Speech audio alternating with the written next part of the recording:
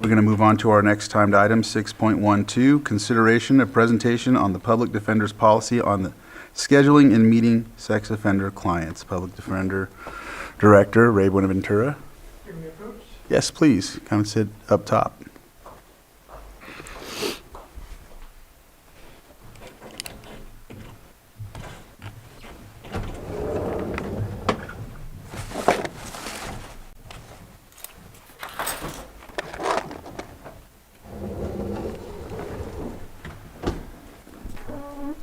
All right. Good afternoon, members of the board. First, by way of introduction, I wanted to introduce you to Sarah Lemon. Miss Lemon has been in my office basically from the very beginning. She is one of my senior legal administrative staff. She's been in my office since August of 2024. She was my second hire. And she's proven to be one of the most capable and reliable employee staff members that I have. She's what I believe is extremely hardworking, and she takes initiative, one of which was this 290 policy or this sex registration office visit policy you have before you. From the very beginning, when we had heard about some of the concerns the board and the community really had raised, Ms. Lemon worked on it, and she was really responsible for a lot of the research and the discussions that led us to put a policy together. So with that, Your Honor, I say Your Honor, but I'd like to turn it over to Ms. Lemon, if that's okay. Yeah. Hi, everybody. Thank you for this time. As Ray mentioned, I have been taking initiative on this project for our screening for our sex offenders or anybody who has been charged with pending sex offenses. And for the last 9 months, it's beginning that we have entered our office over at the Lakeport Plaza. I have been looking online for how ways that we can help screen our clients and make sure that the community is safe, and including our clients.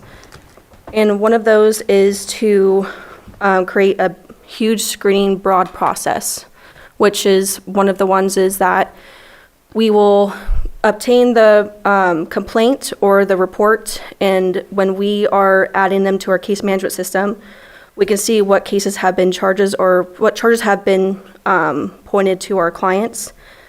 When admin staff is who we are the ones that put in the charges for our case management system, that if we find those, we'll flag them in our case management. Again, another way that we have a broad spectrum of how we screen our clients is that when they come to our office or to our door, we'll ask them if they have been charged, or are they already a registrant, or if they have a history of a past, even or outside counties or outside states. We are also a appointment only, so when we do get clients that come to our doors, we do point them out to our board outside where they can put in a question in, and then they have to call our office. It's also on our website that is based that we don't accept no walk-ins. So that is another way that we screen our clients when it comes to the sex registrants. Also, when we screen them, we, as I mentioned before, we flag them. So when we flag these clients, it's for the whole entire office to understand that when they open up the case, they see automatically that they're flagged as a sex offender, or they have a pending case. We also look on a website that I also took in charge of for the last 9 months. I went back to all of our past clients or cases of 2000, and I have found that this website has been the most accurate when it comes to finding any sex offenders who are not within our county that is not on the local record. And on top of it, we also have our attorneys that understand that when we are making an in-house appointment for virtual or in-person, that they are constantly screening. They're constantly looking at and make sure the flag is up. If not, they're looking at the case, and they also have to ask admin if they can make an appointment in office. And we are the ones who also make sure that they are being screened, and there's a secondary screening where they're automatically looking up the website on that client and also contacting the client to see if they are a sex registrant. And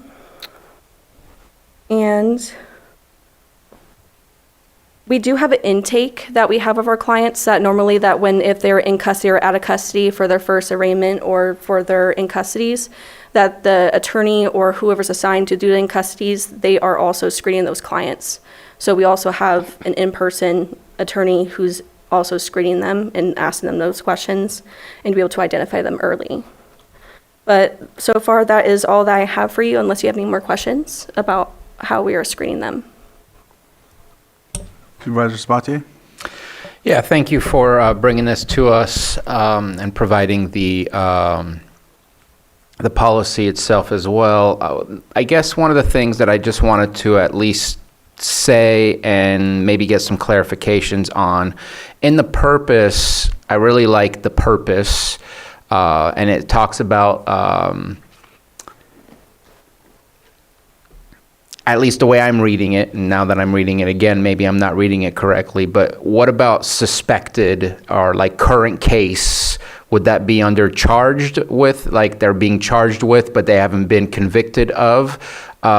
I see that in the purpose, and I read it as if you've already been convicted and some are being charged but not yet convicted, but I don't see that within the mandatory screening or identification and documentation to ensure that those that are being suspected of sexual offense are also being treated the same, because I mean, I get it that you're innocent until proven guilty, but the fact is there's the possibility of it, and it'd be safest to not invite them to an office right next door to a playground.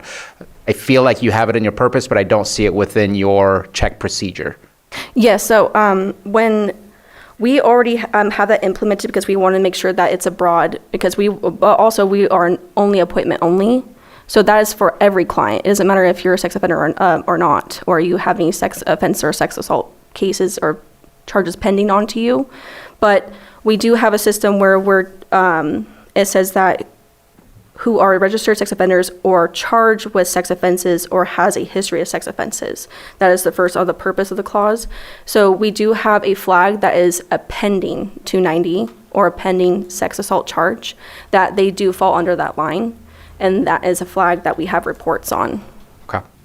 And just overall, I think that nothing is perfect. Like, for example, and I apologize for bringing up what could be really negative for a lot of people, but like I'm thinking of the unfortunate homicide that occurred in Library Park, Vicente.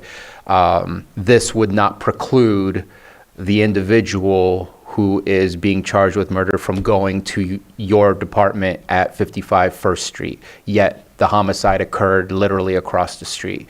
So I think that there's some unfortunate weirdness that will occur from time to time, and you can't capture everything. And so I am looking forward to the next item, to discussing the current office that you're at. But I appreciate that you did what we asked you to do, which was specifically about sex offenders. And I think that this covers it, and I appreciate the conversation. Thank you. Any other comments? Well, go ahead. May I share the statistic that we have right now that are active clients that are sex offenders? So right now we have 21 clients that are active cases, and out of the 21, 15 of them are incarcerated, and then the rest of them are outside and they're out in the world. But we have all the records that they're being taken care of virtually by text, email, and calls with their attorneys. So I just want to put that out there. So no visits? None. Okay. All right. I'm going to open it up for the public. Is there anyone in the public that would like to comment on this? All right. Very well. We'll bring it back to the board and go from there. This is an action. This is presentation. Yeah, presentation only. Okay. So with that, we'll move on to 6.13. Consideration of First Amendment to Commercial Lease Agreement between the County of Lake and Lakeport Plaza LLC for office space at 55 First Street, Lakeport. Mr. Buenaventura. Yes, thank you, Mr. Chair. I thought it would be helpful if I just gave a brief history, and I'm going to try to be brief. So when we started in a little small conference room on the third floor in this building. We then expanded to another conference room on the first floor of this building. So we had two different levels of office space. We had 6 people on the 3rd floor, 8 people on the 1st floor. That didn't work. The up and down, the going between floors, the loss of communication, the loss of what I think was essential camaraderie, the logistics and operations just didn't work. So as much as we appreciated the space, I had to go out and look for what I thought would be the best space for us and what we needed. I looked at 5 different sites. They included, there was one site that I really wanted, which was in Hamburger Hill, that was brought out by Tribal Health. I was right in the middle of negotiating a lease with them, but it just got taken out from under me. There was a site I think it was a Cricket cell phone place that I looked at, and it was too small. It was in a little shopping mall. There's a site next to a grocery outlet that was also too small. And then I looked at the Record B, which I thought was promising, but all the renovations, the modifications, the handicap accommodations weren't going to be met, so we couldn't go there. I looked at the old West America Bank building, and same situation. It just didn't work out. So I asked for help. I asked for realtors. I scoured the areas, and I tried to look for the best possible place. So we finally settled on the building we have. Now, the building we have, when I first saw it, what I wanted was the entire 2nd floor. But it wasn't available because part of that 2nd floor was being leased by another tenant. And so the proposition was that we would eventually, hopefully, take over that separate space when they leave. So that was the vision, that was the goal, to try to get us in the same place on the same floor. But they weren't going to leave until last month in August, and they left. And so we were accommodated by having the 3rd floor area available to us until they left. So now we come to this point where we are trying to secure that spot.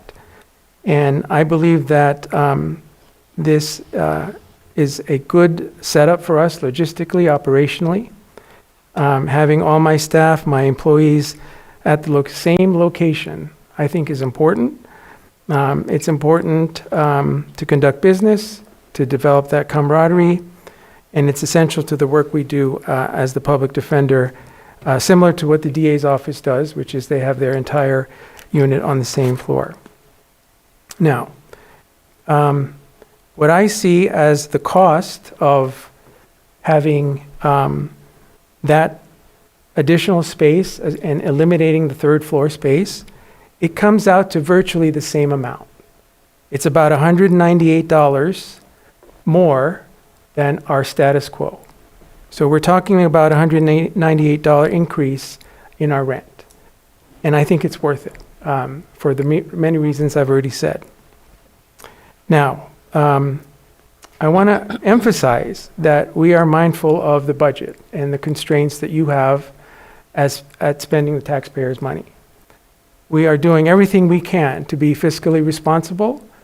I believe that the budget does call for what we are asking for today. We have made sacrifices from stocking our offices with used, donated, paid for by me or some of my employees, furniture. We have paid for our own necessities, like even things like just paper towels, vacuum cleaners. We take out our own trash. I myself have paid thousands of dollars in team building efforts of my own pocket to help build the team that I have. We have applied for grants. We have grants. I think I mentioned before, most public defender offices have spent money on immigration consult services. I got that for free with a grant. Most public defenders offices have in-house or contracted, paid for services like that. Again, we got it for free because of a grant. I'm in the middle of applying for another grant. The state public defender was recently awarded by the state millions of dollars to disperse among the public defender's offices throughout the county. I'm applying for that grant, and I'm hopeful that we're going to get some of that money. We have grants right now that I'm accounting for in terms of offsetting some of the work we do, including resentencing cases. This is grants that I've applied for before, and we've gotten the money. And so right now, in fact, I'm in the middle of accounting for that, so we capture that money as a way to increase our budget, at least utilize the money in a way that it was meant to be. We've utilized volunteer services to staff our office. I had a former deputy probation officer, I had a Stanford student, and I had a student from McGeorge Law School. So we realize the constraints we have, and we're doing our part to make sure that we don't go over and that we are doing our part to fund as much as we can, recognizing the limitations that we have. So it comes down to, I think, also the 3 months that we're asking for and the renovations that are needed. The renovations are needed. Let me backtrack and tell you how this happened. So when the space opened up and it was an opportunity for us to get, I had contacted Lars and I asked him to review the site and see if these minimum modifications could be done to accommodate my office. And what I'm talking about modifications, I'm talking about opening up a door or adding a door or closing a specific location so we can have that integration within the office. I'm not talking about anything extravagant. I'm talking about connecting the different spaces on that second floor so we can have a cohesive team environment where we can collaborate with each other and have a better office system. So the most recent figure I can give you from Lars is that the renovations that I'm asking for amounts to about $10,000. Now, that's for everything I asked for. Honestly, I could probably live without some of that. I can reduce it if the court finds it necessary. But I think that there are essential things that need to be done, such as connecting the wall, perhaps punching a hole in some of the walls so that we can be connected. Again, I don't think I'm asking for anything extraordinary. I'm just asking for some ability to connect my office, my investigators, my admin staff, and my lawyers together so we can have a better environment and operate as a public defender's office. And so that is my ask. I hope you continue to support our office and recognize that we are very mindful of taxpayers' money, and we certainly don't want to drain the county's resources, but we do have to be operational. Thank you, Mr. Chair. Any questions from the board? Supervisor Sabatier? Mostly just a comment, and I appreciate that. And I do remember the origins of your office. I think you were there. Where I had to suck in my belly there's other reasons why I had to do that, but because there's no room. And so I'm glad that you were able to move, but it was difficult for me to swallow the pill of the cost already, but you had to go somewhere. Where you were was not conducive to a good department to be constructive, productive is the word I'm looking for. I apologize. To be productive, and so I said yes, but with a little bit of a bad taste in my mouth because the cost was way too much, and that's the reason everybody vacated that and has been vacating that place of business is because the costs have just been so high. And while it is slight change in the long run for 3 months, it's a bigger change as you kind of transition from what you have currently to what it would be. I'm anticipating that if we stay there, let's say for at least another 2 years, 3 years, where in December 2028 you have the ability to readjust the flat rate, that flat rate's gonna skyrocket. That's just my personal opinion. That's where I anticipate it will go, especially seeing how the rents have gone up in that building since. with the new courthouse being built and eventually finalized, that is a much larger distance from your office to the new courthouse versus where it is now to this courthouse. And I would love to look at options sooner than later. And so at this moment in time, and I know you spoke very eloquently about the budget and what you've done to help out with the budget, but I'm concerned.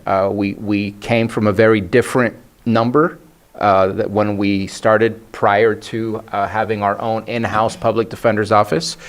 We weren't getting the services we wanted from there, but the numbers are very different and of concern to me because we're still planning to grow. And so those numbers will continue to grow as far as the budget that we're approving. And so I can't help but be concerned. And one of the reasons that I fought to make sure that there was a termination clause is because I hope that we can find something that is suitable to your needs, but also a little bit more palatable on the wallet when it comes to paying for the lease and the rent for it. So at this moment in time, I don't have an appetite to provide more for that, and I'd rather continue and hope that we can get you into a better place. Go ahead, the Vice Chair. Well, I had some concerns about I know 12 or 13,000 in the total budget is not a big number, but it's still taxpayer money that we got to spend for 3 months. Are we sure it's going to take 3 months to move from where we're at now and get completely into the second floor? Or could that be reduced? I know, I appreciate you calling me back yesterday, and you mentioned that the renovations needed to be done, but we don't really know at this point, like how long that's going to take or what those are potentially. I guess you said 10 grand, but I guess what I'm asking is, are we confident that we need 3 months of both spaces to get completely transitioned? So that'd be one question. And I guess it's probably not, really in the purview of this item, but what's also in my mind is, being involved in the space committee, I know that we're going to have, movement around the county with different buildings in the next couple of years. And that's definitely going to be a conversation we're going to have about trying to get our own departments in property that we own, at least from where I come from, because it's more cost effective for us. So I guess my other question would be, realistically, can we put a number of years on how long it's going to be that we're going to need to be in this building? So I guess those would be my 2 questions right now. Well, I mean, I wish I could, obviously, I'm not a part of the discussion of what potential sites you could place us in, but, I'm sensitive to what you have to do and what you have to do to be fiscally responsible and find me another place. If you have another county building, such as, for example, I've heard maybe probation, the probation building is a possibility. I looked at that building when I was looking around, and I liked it, but I wasn't able to really go into it because we weren't sure if that was a possibility. And I don't know what the general plan is in terms of when all this is going to happen, but the short answer, I don't know when something will be available. I do know that what's working works, and I wish I had a magic ball, but I can't really predict. Lars, did you want to add? Yeah, if your board would like, I can add some, I don't know if it's clarity per se, but attempt to fill in some gaps. Ray and I communicated this morning about a couple of things. First off, the space committee's hesitancy to move ahead with a renovation. At that point, the discussion of the renovation was, on our end, on public services side, a leased facility where we would be contracting the work out as opposed to using county forces. and all we knew was a renovation of a floor on a building that I'm familiar with, but nevertheless, a figure of $40,000-$50,000 was assumed. After we had a chance to look at it, it's likely to be less. The $10,000 figure was a very rough figure. We don't have the estimate back from a contractor that we're scoping it out with, but I just wanted to emphasize that in as much as the Space Committee did have an opportunity to review this, it was based on probably a larger figure, and also an assumption that the current probation building would be the natural next home for the public defender's office, and all of that. The puzzle pieces are the planning for all of that is underway, but by no means do we have that step by step mapped out. We have not done a facility analysis of what the needs of any one department is, much less the public defender, much less everybody else. So there's a lot of unknowns at this point, but I wanted to just shed some light on what the Space Committee commented, which was a hesitancy based on a larger cost, and under an expectation that within the next year or two that the public defender may move into probation. At this point, we don't know what that really will be. Will it be a year? Will it be 4 years? Right? I'm hesitant to put any figures to that, but it's certainly a lesser project. The renovation, it's not a whole-scale renovation. It was moving a few doors or adding a door and walling some things in. So I think it was relatively minimal. I will say in comparison to what was assumed at the time of discussion at the Space Committee, and so scope and cost is quite a bit less. So hopefully that helps or maybe complicates things, but I added that for you. All right. Thank you. Thank you. Ellen, and then What are the number of people that you have in the public defender's office? Oh, that's a good question. So we have 13 lawyers. We are going to have 4 admin staff. We have 5 investigators, and we're going to have an accountant. Yeah. So that was how many? 13? 23 is what I counted. Yeah. based on what you 23? said. 13 lawyers? Okay. Thank you. You're welcome. Supervisor Pyska?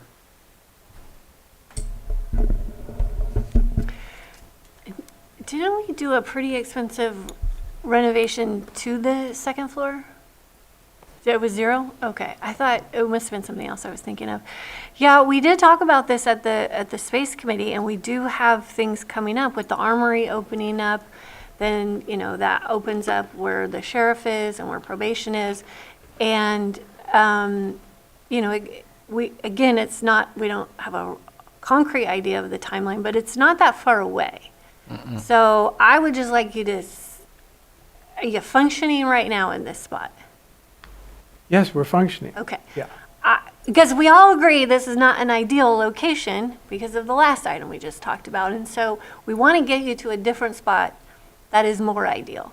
And I would just prefer that we just hold tight where we are and wait until we can get you into a county property, which should be soon. And that's really what the Space Committee talked about a few weeks ago.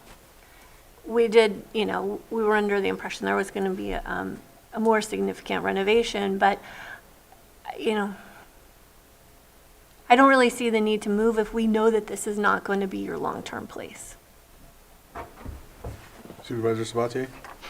I was just going to ask, and maybe Supervisor Pyska, since you're part of the Space Committee, instead of Director Ewing coming back up, what is the anticipated moving in date for the armory? You should ask Lars. Because it's not that far off. It's not that far off. Yeah, no, it is not. Putting me on the spot, I believe we're looking at summer of 2026, if memory serves. That sounds about what I had in mind. Thank you. Okay. Okay, Go ahead. Can I just make a quick comment? So I think that's a good timeline. But then the other thing it could be 6 months or a year to configure the next space. But to me, that's 2 years down the road if we look at combine both of those, which I don't think is a long time. And from where I'm coming from, I think that's 2 years is something we can kind of anticipate. And I just have concerns about keep putting more money into this situation that we have, when we're going to need that money to also help reconfigure our own property before we move in potentially. There could be changes that need to be made at the probation, just if that becomes a confirmed location where we're going to go, we are going to need to look and see, is it configured for you? It was for probation, but there still might be changes in money we have to spend. Lars, did you want to? Yeah, well, Vice Chair essentially took the words out of my mouth. I just wanted to ensure that I wasn't misrepresenting by saying summer of 2026. That's when the armory is anticipated to be completed. But there's a lot of subsequent steps that would have to occur for the sheriff's office to move in and move out, and then the next step after of probation vacating and then prepping it for the next tenant, so to speak. So I appreciate you adding that in. Yeah, Supervisor Sabatier? So I'm not against it, but I don't believe, have we made an official decision that probation is taking over the sheriff's department? Yeah. No. Can we have that conversation? Because, I mean, I feel like the public defender's office is kind of saying you're talking about something, but at the same time, nothing is really set in stone as to, I mean, for all we know, public health might move in there. I don't know. I'm just saying, like, until we make it more concrete, that might make public defender's office feel a little bit more comfortable as to what we're planning to do. Because right now we're talking about things that aren't really set in stone, that may have been talked about in the space committee, but it hasn't really been brought back to the Board of Supervisors. Well, we are meeting monthly right now to develop these campus plans. So that's exactly what we're working on. And I know you're not on the space committee, so this might be new information. But, that's really what the plan is. We know that there's a lot of changes coming up. We know the fourth floor is changing. We know the armory, there's a lot going on. So that's exactly what we're trying to plan right now. Okay. Lars? And I sorry for bouncing back up and No, forth, please. but I think if it pleases the board, we'd be I would be happy to present to the space committee and have the space committee discuss the various moves that are in the works and come back with a summary presentation to the board for what the concept plan is. I think that's a good idea. And so I didn't get to say this earlier, but I actually went and visited the office about a month ago, I think it was. And I seen the layout, and I understood just by being there and seeing how, there's like a way to walk in and around and things like that. I didn't see an issue with the wall or the door or anything like that. I get why they want to have these opportunities to, have a little more free-flowing office to where they can actually manage. I think coming from the most uncomfortable situation that they had when they first started. And then I wouldn't say it's uncomfortable now per se, but to be able to work efficiently, I didn't really necessarily see an issue with it. But again, that's not considering 1 year or 2 years. But I mean, as projects go along, I've seen there's been a couple where they've said they were going to be 26, and then it ends up 29 and 30, and so I don't know. And no knock on you, Lars, at all or anything like that. It has to do with other things that just happen. But so for me, you guys we all seem like we have, you're going to go through the process of the space committee, and go from there. But I just felt I would give my input. That's all. Did we open it up for public input? I don't believe No, so. I didn't. All right, anybody from the public? No one on Zoom? All right, I'll bring it back to the board and see where we're going from here.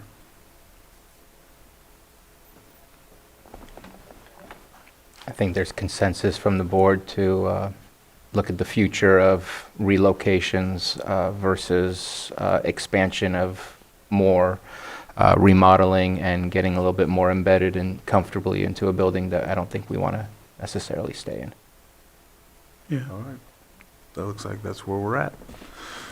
All right, well, thank you for the presentation and appreciate your time. Thank you.